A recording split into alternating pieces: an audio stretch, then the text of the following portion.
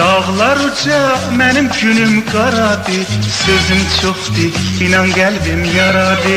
Desəm əgər mən dərdimi dağlara, dağlar ağlar, mən ağlaram. Durnalar xəbər verin o yara, gəlsin uca dağlara. Deyim mən qoşulmuşam o aşıq durnalara. Gəlib görsə yoxa, sözlərimi yazmışam dağa. Ürəyim yana yana, taqətim qurtarıb gəlişəm cana.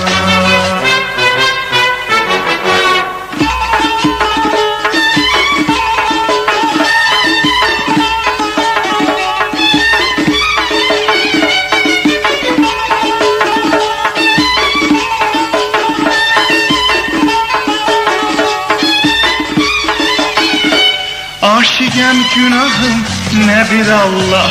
Qəribəm pənahım, yoxdur Allah.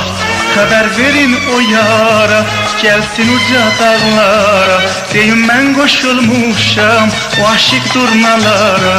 Gəlib görsə yoxam, sözlərimi yazmışam dağa.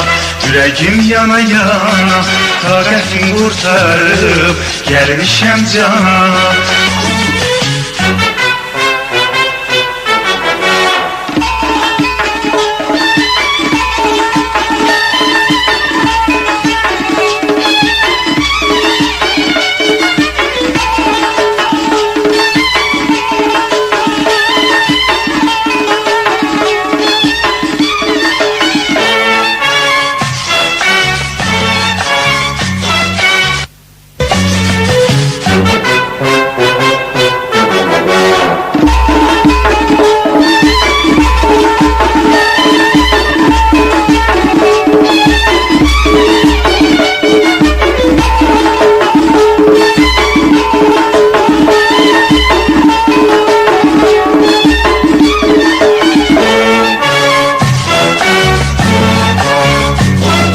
Dağlar uca, mənim günüm qaradı. Sözüm çoxdu, inan qəlbim yaradı. Desəm əgər mən dərdimi dağlara, dağlar ağlar, mən ağlaram. Durnalar xəbər verin o yara, gəlsin uca dağlara. Deyim mən qoşulmuşam o aşıq durnalara.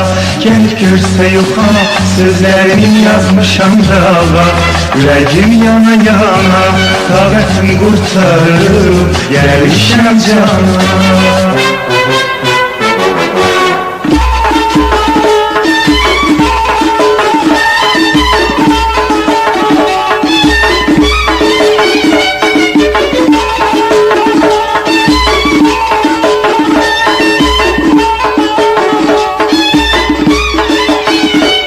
Aşıqəm günahım, nə bir Allah.